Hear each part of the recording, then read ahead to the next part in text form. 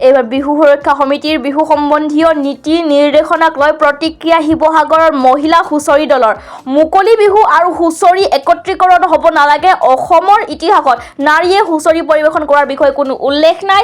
হুঁচৰিত কোনো কালে নাৰীৰ প্ৰৱেশ নাছিল আৰু বিহু সুৰক্ষা সমিতিয়ে হুঁচৰিত নাৰীৰ প্ৰৱেশ নিবিচাৰে এই বুলি মন্তব্য প্ৰকাশ কৰাৰ পিছতে সন্মিলিত বিহু হুঁচৰি দলৰ তীব্ৰ প্ৰতিক্ৰিয়া। বিহু সুৰক্ষা সমিতিয়ে বহুকেইটা গুৰুত্বপূৰ্ণ প্ৰশ্ন উত্থাপন কৰাৰ সমানুপাতিকভাৱে নাৰী বা মহিলাই হুঁচৰি পৰিৱেশন কৰাটো গ্ৰহণযোগ্য নহয় বুলি মন্তব্য কৰাৰ পাছতে এতিয়া ব্যাপক প্ৰতিক্ৰিয়াৰ সৃষ্টি হয়।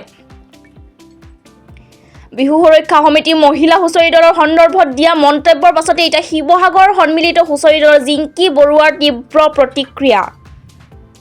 এগৰাকী মহিলাই ইতিহাস ৰচনা কৰিব পাৰে তাৰে প্ৰমাণ হৈছে এতিয়া শিৱসাগৰৰ সন্মিলিত হুঁচৰি দল। আমাক অসমবাসীয়ে আঁকোৱালি লৈছে, সেইবাবেহে আমি এই সময়ত আখৰাৰ বাবে যুঁজা কৰি আছোঁ। পুৰুষৰ সমানে সমানে যদি নাৰীয়েও অসমীয়া সংস্কৃতিটো আগুৱাই নিব খোজে তাত অসুবিধা ক'ত, এই বুলি মন্তব্য প্ৰকাশ কৰে সন্মিলিত বিহু হুঁচৰি দলৰ।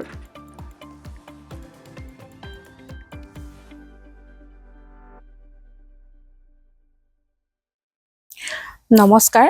পোনপ্ৰথমে শিৱসাগৰ সন্মিলিত ছোৱালী হুঁচৰি দলটোৰ তৰফৰ পৰা সমূহ অসমবাসী ৰাইজলৈ মোৰ ফালৰ পৰা হিয়াৰ ভৰা শুভেচ্ছা জ্ঞাপন কৰিলোঁ। যিটো প্ৰশ্ন উত্থাপন কৰা হৈছে বৰ্তমান সময়ত, আচলতে সেই প্ৰশ্নটো শুনাৰ পিছত আমাৰ যথেষ্ট বেয়া লাগিছে। কাৰণ শিৱসাগৰ সন্মিলিত ছোৱালী হুঁচৰি দলটোৱে বৰ্তমান 10টা বছৰ অতিক্ৰম কৰিছে আৰু বিগত বছৰকেইটা আমি অসমবাসী ৰাইজৰ পৰা যথেষ্ট মৰম আৰু সহায় সহযোগিতা লাভ কৰিছিলোঁ আৰু আগন্তুক বছৰতো আমি লাভ কৰিম বুলি আশা কৰিছোঁ, যিহেতু আমাৰ অনুষ্ঠানসমূহৰ পৰা প্ৰগ্ৰেমবিলাক আহি আছে আৰু সেইকাৰণে আমি বৰ্তমান এতিয়া আমাৰ প্ৰেক্টিচৰ স্থানতেই আছোঁ। আৰু তাৰ মাজতে আজি বিহু সুৰক্ষা সমিতিৰ উত্থাপন কৰা এই প্ৰশ্নটো শুনি আমি যথেষ্ট আচলতে মনত দুখ পাইছোঁ। কাৰণ নাৰীসকলে কৰিব নোৱাৰা কাম একোৱেই নাই আৰু তাৰে প্ৰমাণ আমাৰ শিৱসাগৰ সন্মিলিত ছোৱালী হুঁচৰি দলটো।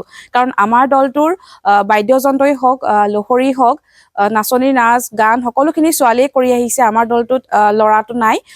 বৰ্তমান সময়ত আমি বহুতবিলাক হুঁচৰি দল দেখিছোঁ য'ত ল'ৰা ছোৱালীয়ে একেলগে হুঁচৰি প্ৰদৰ্শন কৰে আৰু কিছুমানত বহুত সমস্যাৰ সন্মুখীন হোৱা দেখা যায়। কিছুমানৰ মাক দেউতাকে ঘৰৰ পৰা পাৰ্মিশ্যনো নিদিয়ে, কিন্তু আমাৰ দলটোৰ লগত তেনেকুৱা একো সমস্যাৰ সন্মুখীন আমি আজিলৈকে হোৱা নাই। বহুত ধুনীয়াকৈ আমি হুঁচৰি পৰিৱেশন কৰি গৈ আছোঁ আৰু আগন্তুক বছৰতো গৈ থাকিম।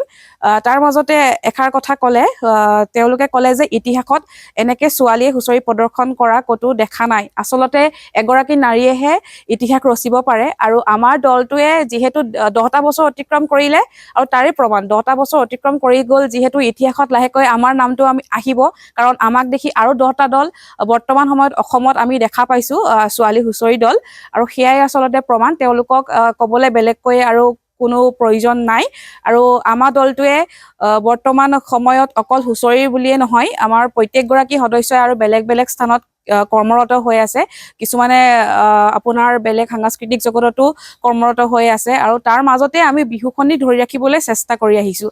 কাৰণ নাৰী আৰু পুৰুষ বুলি কোনো বিভেদ নাই, সকলোৱে অসমীয়া সংস্কৃতিটো ধৰি ৰাখিব পাৰে আৰু সেই ভাবি আমি অসমীয়া সংস্কৃতিটো ধৰি ৰাখিবলৈ যিমান পাৰোঁ কষ্ট আৰু চেষ্টা কৰি আহিছোঁ আৰু অসমবাসী ৰাইজৰ সহায় সহযোগিতা এনেকৈ লাভ কৰিম বুলি আশা কৰিলোঁ। আমাৰ ইয়াত থকা বহুতগৰাকী সদস্যই বেলেগ বেলেগ নৃত্য প্ৰদৰ্শন কৰে, একক নৃত্য প্ৰদৰ্শন কৰে, তেনেকৈ চলি আছে।